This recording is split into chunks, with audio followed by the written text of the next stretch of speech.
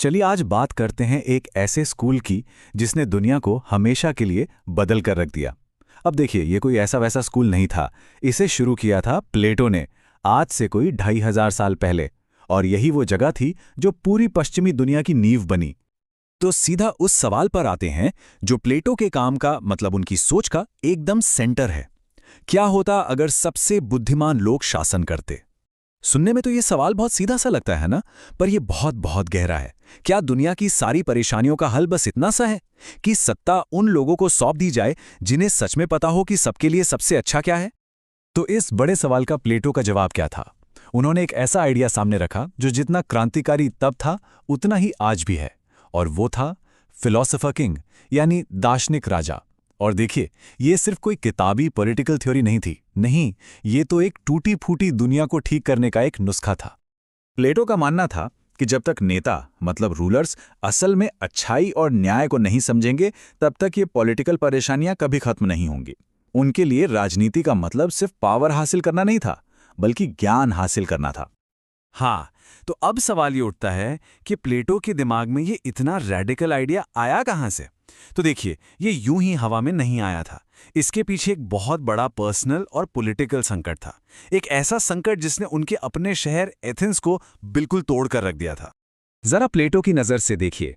उनके शहर पर क्रूर तानाशाहों का राज है। फिर वो अपनी आंखों से देखते हैं कि उनके गुरु और दोस्त महान सुकरात को झूठे इल्जाम लगाकर मौत की सजा दे दी जाती है। बस इन घटनाओं ने डेमोक्रेसी से उनका भरोसा पूरी तरह तोड़ दिया, और यहीं से वो एक नए रास्ते पर निकल पड़े। एक ऐसा रास्ता जो राजनीति को अंदर से नहीं बल्कि बाहर से ठीक करने की कोशिश करने वाला था। तो इस गहरे संकट का प्लेटो का समाधान क्या था? एक क्रांति। लेकिन ये क्रांति हथियारों की नहीं बल्कि विचारों की थी। उन्होंने एक बिल्कुल नए तरह का स्कूल बनाया, एक ऐसी जगह जो आने वाले लीडर्स की पीढ़ी को तैयार करेगी और फिर दुनिया को बदल देगी। साल था 387 ईसा पूर्व। प्लेटो ने कुछ ऐसा बनाया जो उस जमाने में किसी ने देखा सुना तक नहीं था। एक परमानेंट स्कूल, एक स्थायी संस्थान। देखिए, ये बस कुछ लोगों का ग्रुप नहीं था जो किसी पार्क में बैठकर बातें कर रहे हों। नहीं, ये एक पूरी तरह से ऑर्गेनाइज्ड संस्था थी जिसका अपना एक हेड था।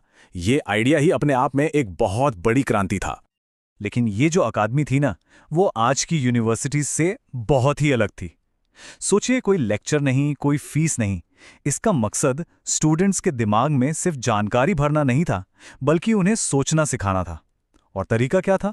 सुकराती संवाद और तर्क, मतलब सवाल जवाब के जरिए सच की तह तक पहुंचना। और पता है, ये मॉडल काम कर गया। अकेडमी ने उस दौर के सबसे ब्रिलियंट माइंड्स को अपनी तरफ खींचा। अरस्तु, जो आगे चलकर खुद एक महान फिलोसोफर बने, उन्होंने वहां 1-2 साल नहीं, पूरे 20 साल बिताए। और एक और हैरान करने वाली बात, खासकर उस जमाने के हिसाब से, यहां तक कि महिलाएं भी इसकी सदस्य थीं। इससे पता चलता है कि ये जगह अपने वक्त से कितना आगे थी, कितनी प्रोग्रेसिव थी। अच्छा, तो इस क्रांतिकारी स्कूल में आखिर पढ़ाया क्या जाता था? इसका जवाब किसी एक सब्जेक्ट में नहीं है, बल्कि सोचने के तरीके में है। और इसका सीधा कनेक्शन था एक बेहतर इंसान, और हाँ, एक बेहतर शासक बनाने से। प्लेटो का मानना था कि हर इंसान की आत्मा के मतलब सोल के 3 हिस्से होते हैं। एक है तर्क यानी रीजन, दूसरा है भावनाएं या स्पिरिट, और तीसरा है इच्छाएं यानी एपेटाइट। और एजुकेशन का असली मकसद क्या था? एक ऐसा इंसान तैयार करना जिसमें उसका तर्क वाला हिस्सा उसकी भावनाओं और इच्छाओं पर राज करे। बिल्कुल वैसे ही जैसे एक आदर्श समाज में एक फिलोसोफर किंग को बाकी लोगों पर शासन करना चाहिए। तो प्लेटो कोई लेक्चरर नहीं थे जो क्लास में खड़े होकर पढ़ाते हों।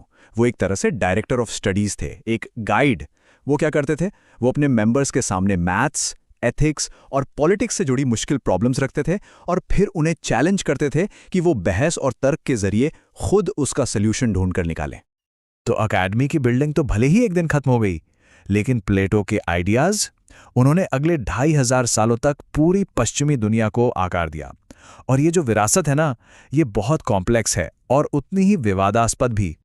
हुआ ये कि 86 ईसा पूर्व में रोमन जनरल सुला ने एथेंस पर हमला किया और अकेडमी की बिल्डिंग को तबाह कर दिया।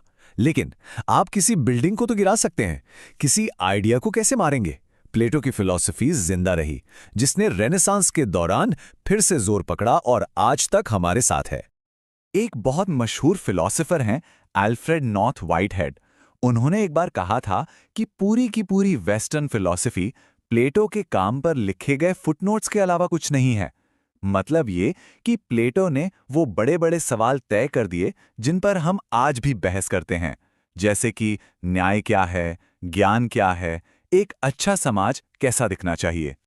लेकिन कहानी का एक दूसरा पहलू भी है, और वो भी बहुत मजबूत है। 20वीं सदी के एक बड़े फिलोसोफर हुए कार्ल पॉपर। उनके लिए प्लेटो कोई हीरो नहीं बल्कि एक विलेन थे। उन्होंने प्लेटो को खुले समाज का दुश्मन तक कह डाला। पॉपर और उनके जैसे दूसरे आलोचकों का यह तर्क है कि प्लेटो का जो आइडियल स्टेट है वो असल में एक बुरा सपना है, एक ऐसा कठोर सत्तावादी राज जहां एक इंसान की कोई कीमत नहीं, उसे स्टेट के लिए कुचल दिया जाता है। उनके हिसाब से प्लेटो का यह फिलॉसफर किंग कोई ज्ञानी शासक नहीं बल्कि एक तानाशाह है। तो आखिर में हम इसी सवाल पर आकर रुक जाते हैं, कौन थे प्लेटो? एक विजनरी जिसने एक परफेक्ट समाज का सपना देखा था, या फिर एक ऐसा सत्तावादी जो एक इंसान की आज़ादी से डरता था? उनकी विरासत एक ब्लूप्रिंट तो है, लेकिन सवाल ये है कि ये यूटोपिया का ब्लूप्रिंट है या तानाशाही का? ये एक ऐसा सवाल है जिस पर आज भी दुनिया भर में बहस जारी है।